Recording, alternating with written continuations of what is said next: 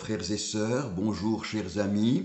Ce sont nos premières retrouvailles pour cette année 2022 et je m'empresse bien entendu de vous adresser mes vœux sincères de bénédiction. Je souhaite pour chacun d'entre vous que la grâce et le secours de Dieu vous soient abondamment accordés tout au long de cette nouvelle année. Une année 2022 dont nous ne savons pas précisément ce dont elle sera faite. Nous sommes cependant informés par des prophéties bibliques que l'humanité entière évoluera dans un parcours de plus en plus chaotique, de souffrance, de dégradation. C'est ce que la Bible annonce et nous savons que la parole de Dieu s'accomplit toujours. Nous vivons des temps très particuliers et au-delà des paillettes et des festivités d'une société artificielle, j'aimerais saisir l'occasion ce matin pour vous porter à une réflexion et à une prise de conscience sur la nécessité que l'Église de Jésus-Christ soit animée d'une foi vivante, authentique, et que chaque chrétien soit fortement attaché au Seigneur Jésus.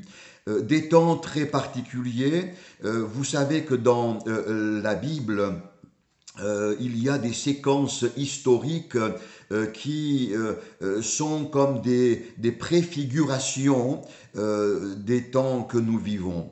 Je vous propose, chacun dans son domicile, de lire attentivement les chapitres 4 et 5 du livre des Juges, qui justement nous ramènent à une période très particulière de l'histoire d'Israël, une période qui contient plusieurs similitudes avec les temps que nous vivons.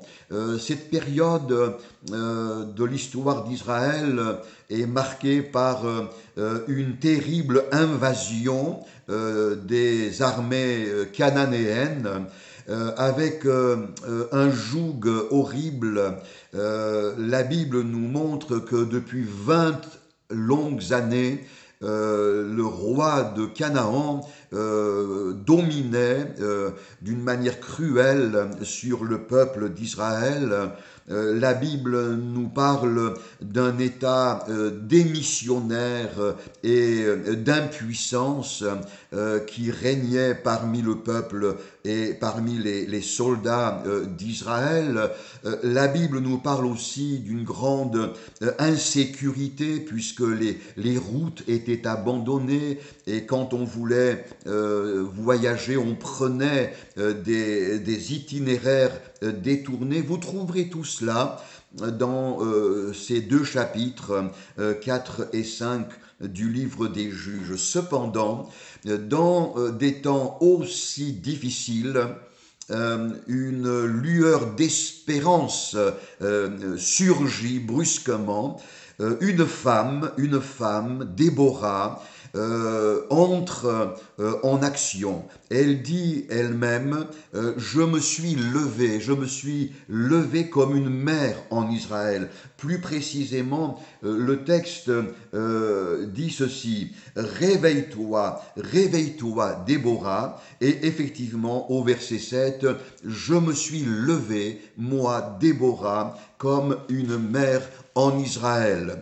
Je veux voir derrière cette femme, Déborah, un type de l'Église.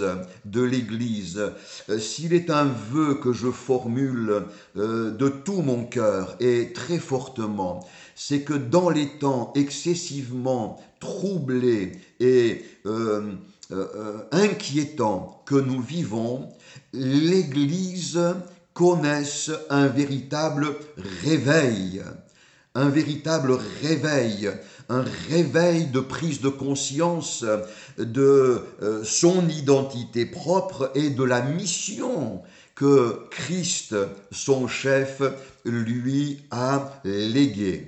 Je me suis réveillé, dit Déborah, mais elle ajoute, je me suis levé, je me suis levé. Certains se réveillent pour se rendormir, mais l'Église doit se réveiller pour se lever, pour se lever. Et retenons cette précision, je me suis levé comme une mère en Israël. L'instinct maternel, il n'y a rien de plus fort que l'instinct maternel. Eh bien, je prie et souhaite de tout mon cœur que l'Église que nous formons, l'Église du Seigneur Jésus, soit portée par une sorte d'instinct maternel qui va la propulser au salut et au secours de sa génération.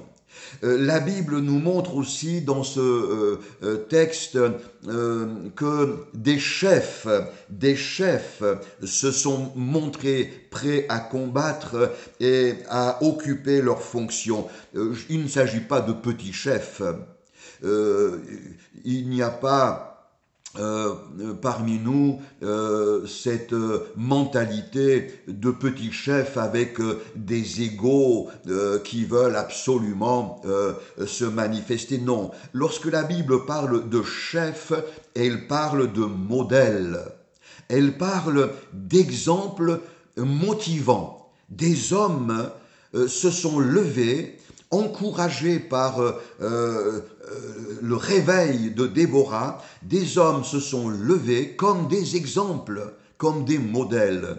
Je te souhaite, mon cher frère, ma chère sœur, à être à ton niveau un modèle motivant et encourageant. Et j'en termine en constatant ceci, c'est que parmi le peuple de Dieu, deux catégories d'attitudes, deux catégories d'individus vont se manifester. Au verset 15, il nous est dit qu'il y eut de grandes résolutions de cœur. Et au verset 16 du chapitre 5, il est écrit « Grandes furent les délibérations du cœur ». D'un côté, certains ont pris des résolutions très fortes, d'autres, se sont engagés dans des délibérations interminables et stériles. Mes frères et mes sœurs, le temps n'est pas aux délibérations stériles, mais le temps est aux résolutions spirituelles qui nous porteront à nous investir sans compter pour le salut de notre génération. Que le Seigneur nous encourage, nous bénisse tout au long de cette nouvelle année. Alors frères, sœurs, entre résolution et délibération, choisissons les bonnes résolutions pour le service de Dieu. Que le Seigneur nous bénisse ensemble.